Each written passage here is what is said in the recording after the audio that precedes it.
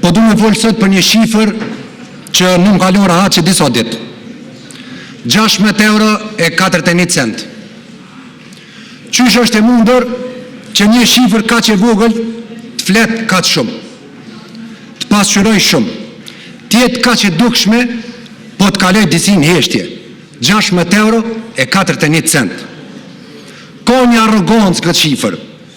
Dhe në fund pikrisht kjo arrogancë më ka shty me folë sot. Shifra 16 euro e 41 cent e kursimit të kryeministrit nuk është një shifër që ngjall pasigurim për të, që ngjall ndjenjen e solidaritetit që të bën bashkëndjesh apo që gjeneron keqardhje. 16 euro e 41 cent e kryeministrit është një hile e një njeriu që jeton pa ndonjë kokçare financiare, e që shtiret se jeta e tij është e vështirë, e po ja del me vështirësi e s'po ankohet. Manipulimi është një karakteristikë e rrezikshme dhe dëmshme e cili do udhëhec.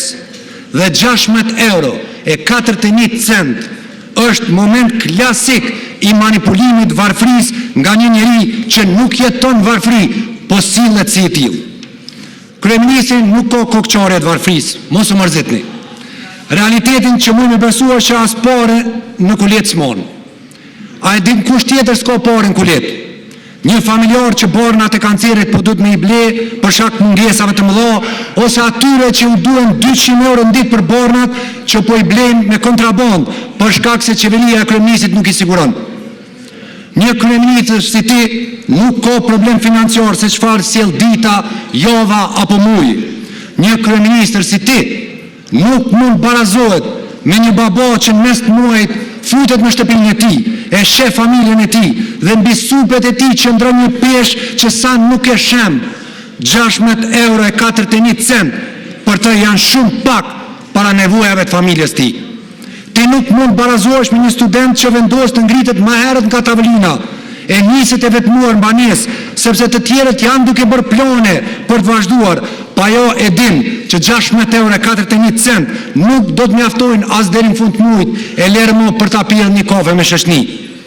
Ti nuk mund barazohesh me një nonë që e merr autobusin çdo ditë me shku në punë, dhe kur kthehet vonë në shtëpinë e saj, është e trazuar në shpirt, sepse 16 euro e 41 cent nuk mund me i dal për mbrëmjen e maturës vajzës saj që po e pret fustanin pas 2 muajve.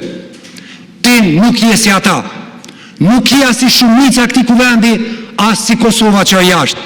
Shumica jonë e dim se çfarë vujtjesh e përpjekjesh, dëvyn me furnizu familjen tonë çdo muaj.